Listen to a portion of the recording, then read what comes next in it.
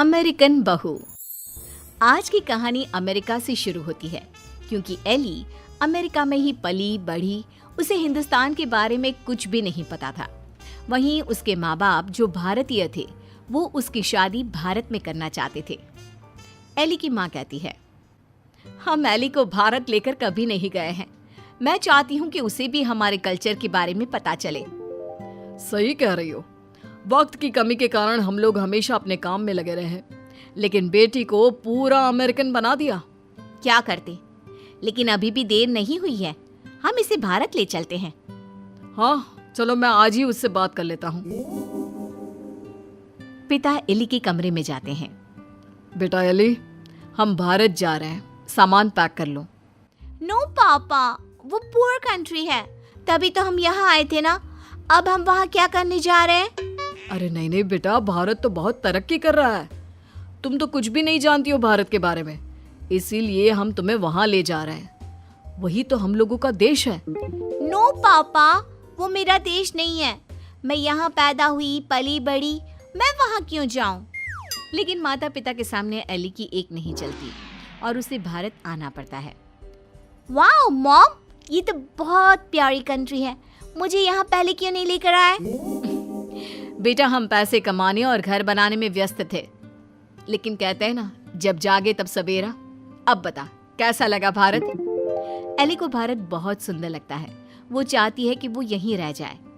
माँ, मैं अब यहाँ से नहीं जाऊंगी। कुछ करो ना कि मैं यहीं रहूं।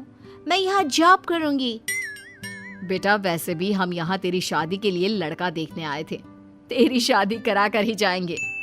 एली माँ की बात सुनकर खुश हो जाती है और फिर लड़का देखकर फाइनल कर दोनों शादी कर लेते हैं। शादी के बाद सासू माँ कहती हैं, अरे बहू देख, ये अमेरिका तो है नहीं। यहाँ देर तक सोना, रात भर पार्टी, शराब नहीं चलेगा। ये तो मैं वहाँ भी नहीं करती थी। आपने किसको कहा कि मैं करूँगी? वो क्या है ना, खूब जानती हूँ मैं अमेरिका की लड़कियों को। अच्छा, कैसे जानती हैं आप? मुझे आए तो अभी महीना भी नहीं हुआ। और तभी वहाँ एली का पति रोहन आ जाता है। वो क्या है ना एली, बाहर के देशों के यूथ की इमेज हमारे देश में ठीक नहीं है। अच्छा, तो फिर मुझसे शादी को हाँ क्यों की? क्योंकि तेरे माता पिता भारतीय है, इसलिए। तो फिर ये कैसे सोचा कि मैं वहाँ के कल्चर को अपना लूंगी? खैर, एली घर के कामकाज में लग जाती है। वो सास ससुर की सेवा करती, कायदे से सारे रिश्ते निभाती और प्यार से रहती। लेकिन फिर एक दिन बुआ सास आती है। मेरा तो इस घर में आना ही बंद करा दिया विमला भाभी ने। अमेरिका की बहू ले आई है, पता है। मुझे अंग्रेजी नहीं आती है फिर भी। तभी वहाँ एली आ जाती है। वो बुआ सास के पास बैठ जाती है। कैसी है बुआ जी आप? मैं तो हमेशा रोहन से कहती हूँ कि मुझे आपके घर ले चले। मैंने गाँव नहीं देखा, अब मुझे क्यों नहीं बुलाती? हाय रे, जीती रे बहू, तू तो बड़ी अच्छी हिंदी बोल लेती है। लेकिन मुझे तो लगा कि नहीं, मैं बस रहती वहाँ थी, लेकिन मेरे माँ बाप ने मुझे भारत की संस्कृति और भाषा सब सिखाया। वाह वाह, धन्य है ऐसे माता पिता। वैसे मैं ये कहने आई थी कि तेरे मामा जी भी तुम लोगों की देखा देखी अमेरिका की लड़की से अपने बेटे की शादी करवा रहे। चलना है ना शादी में? तभी वहाँ मामा भी शादी का कार्ड लेकर आ जाते हैं। चलो अच्छा है, सभी यहाँ एक जगह ही मिल गए। मेरे बेटे की शादी है और लड़की अमेरिका की है। एली बहू, जरूर आना। जी जरूर। खैर, एक ही परिवार में दो अमेरिका की बहू आ जाती हैं। मामा की बहू, एली तुम यहाँ कैसे रह रही हो? मैं तो यहाँ ज्यादा दिन नहीं रहूंगी। लेकिन तुमने तो मोहन से शादी की है। मोहन की मम्मी पापा तो यहाँ है, फिर तुम कहाँ जाओगी? मैं वापस जाऊंगी अमेरिका मोहन को लेकर। वो तो मैंने हिंदी बोलना सिर्फ काम के लिए सीखा था। ये गलत है, ऐसा मत करना। हमारे भारत में ऐसा नहीं होता है। पर मैं भारत की नहीं हूँ तो मैं कर सकती हूँ। एली जब से मामा की बहू की बात सुन लेती है वो परेशान हो जाती है। उसी रात वो रोहन से बात करती है। रोहन, वो मामा जी की बहू है ना? कौन, वो अमेरिका वाली? हम लोगों की देखा देखी मामा जी भी घर में अमेरिका की बहू ले आए। ऊपर से ना लड़की को देखा था ना कभी बात की। वैसे क्यों, क्या हो गया उसे? वो बोल रही थी कि वो मोहन भैया को लेकर अमेरिका चली जाएगी। अरे नहीं नहीं, मामा के घर में तो सिर्फ मोहन का ही सहारा है। वो चला जाएगा तो कैसे चलेगा? वही तो, क्यों ना हम लोग मामा और मोहन से बात करें। ठीक है, कल मेरी छुट्टी है, हम दोनों चलते हैं मामा के घर। अगले दिन दोनों मामा के घर जाते हैं। अरे कैसे आना हुआ, आओ आओ। एली बेटा, हमारी बहू भी अमेरिका की है, तो यह मत सोचना कि हमें ऐसा लगेगा कि न जाने कौन आ गया हम लोगों के घर। और नहीं तो क्या, तुम्हारे तो माँ बाप फिर भी भारत से है, हमारी बहू का तो भारत से कुछ लेना देना नहीं। और क्या, विमला ने क्या सोचा था कि बाहर की बहू लाकर ये शो करेगी कि वो कितनी हाई फाई है। अरे कम तो हम भी नहीं है। मोहन बेटा और बहू जरा आओ तो, रोहन और एली आए हैं। तभी वहाँ मामा की बहू छोटे कपड़े में आकर खड़ी हो जाती है, हाथ में वाइन का ग्लास, और पीछे से मोहन आता है। अरे Rohan, Ellie, come join us, हम कमरे में पार्टी कर रहे हैं, बड़ा मजा आ रहा है। मामा की बहू एली के सामने ग्लास बढ़ा देती है। नहीं नहीं, आई डोंट ड्रिंक।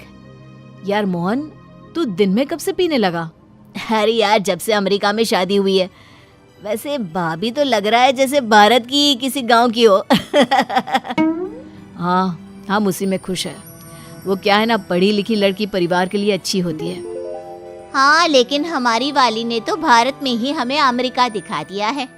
वैसे एली, तुमको भी हमारी बहू से कुछ सीखना चाहिए। एली को मामी पर गुस्सा आता है।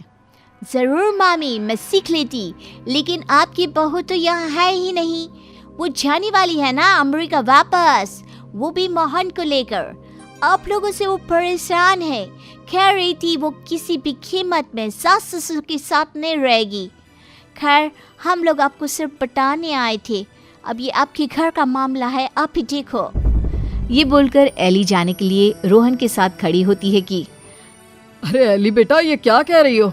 मोहन तो हमारा इकलौता बेटा है। तुझे देखकर ही तो हम लोग ने भी अमेरिका की बहू लाने का सोचा।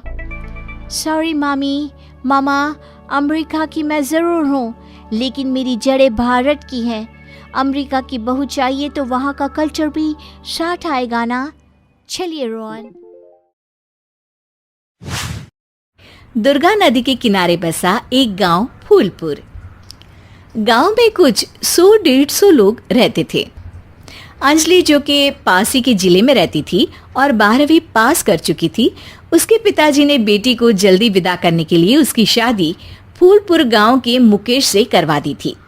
मुकेश कभी स्कूल नहीं गया था और इस कारण वो पढ़ा लिखा नहीं था, और बाकी गांव वालों की हालत भी मुकेश जैसी ही थी। मुकेश के घर में उसके माता पिता भी रहते थे। सासू माँ, मैं बाहर मंदिर तक जा रही हूँ, आधे घंटे में आ जाऊंगी। अरे अभी कहीं जाने की जरूरत नहीं है, चुपचाप जाके रसोई में रात के खाने की तैयारी करो। और ये घूंघट क्यों हटा लिया है तुमने? क्या पता नहीं कि इस गांव में औरतें बिना घूंघट के नहीं रहती? रात में अंजलि छत पर जाकर अपनी मम्मी से बात कर रही होती है। तभी गांव की 3-4 औरतें उसे देख लेती है और दरवाजे पर आकर उसकी सास से शिकायत करने लगती है। और क्या हुआ? अरे छत पे तो देखो, आपकी बहू मटक मटक के किसी से फोन पर बात कर रही है। दिन भर फोन पे लगी रहती है। अरे कल तो मंदिर के पास वो क्या कहते हैं, सेल्फी ले रही थी। शहर की बहू रखना अच्छा शान की बात है, पर देखना इसके लक्षण से ये तो तुम्हारे परिवार को बदनाम ना कर दे। ये पहली बार नहीं था जब सास से गांव के लोगों ने अंजलि की बुराई या शिकायत नहीं की हो। अब तो ये रोज की बात थी। अंजलि ये सब सुन लेती है। जब वो नीचे जाती है तो मुकेश भी वहां आ जाता है। सास कहती है, बेटा, लोग घर आकर शिकायत करने लगे हैं बहू के कामों की, देख लो। पति हो, संयम से रखो इसे। माँ जी, मैं तो अपनी माँ से बात कर रही थी, क्योंकि यहाँ कोई बात करने लायक ही नहीं है, और अब मैं माँ के पास ही रहूंगी। वहाँ क्या रहना, वहाँ बाहर के लोग तो ठीक है, पर घर के लोग भी इज्जत ना दे सके। अरे नहीं नहीं अंजलि, ऐसा नहीं है, धीरे धीरे सब ठीक हो जाएगा, तुम फिक्र ना करो। अरे बस कुछ बोलना ही नहीं है, सर पे चढ़ा रखा है बहू को। सास मुकेश की नरम बात सुन के वहां से मुंह चढ़ाकर चली जाती है। मैं तो कहती हूँ हम दोनों शहर चले जाते हैं। मैं पढ़ी लिखी हूँ, मुझे वहाँ नौकरी भी मिल जाएगी और थोड़े दिनों में आप भी वहाँ कुछ काम ढूंढ लेना।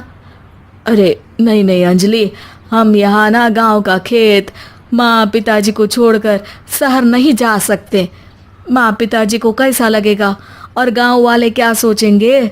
ये कहकर मुकेश सोने चला जाता है और अंजलि की गांव वालों द्वारा बुराई का सिलसिला बहुत दिनों तक चलता ही रहता है।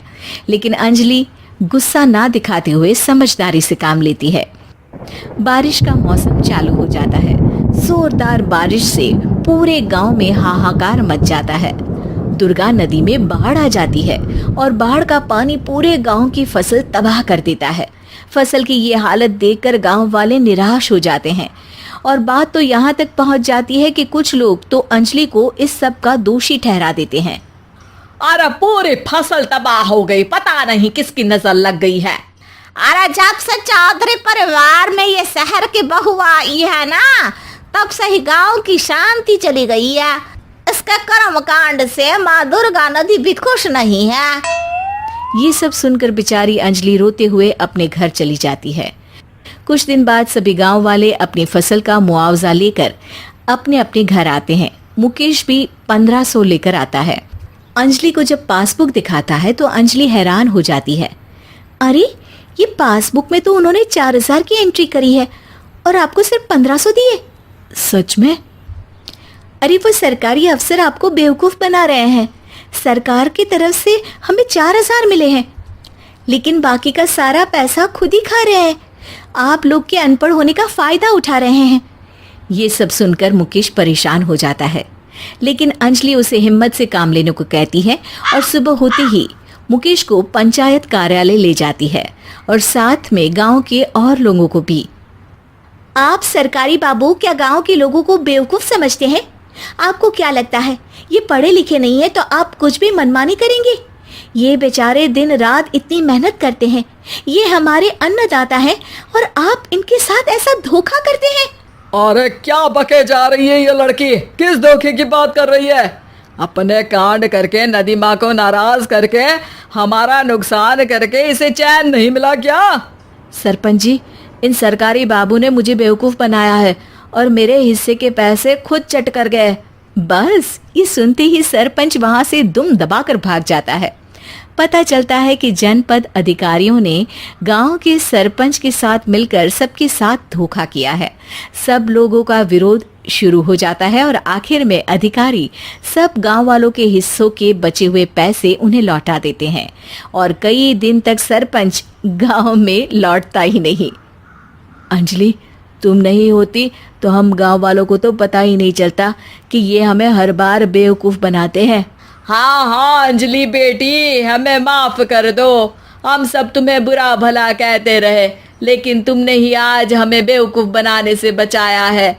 हमें तुम पर गर्व है बेटी।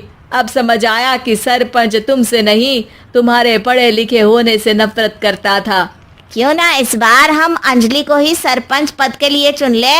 क्या कहते हो गांव वालों? पढ़ी लिखी सरपंच। बस पूरा गांव अंजलि के लिए ताली बजाता है और अंजलि की सास उसे खुशी से गले लगा लेती है।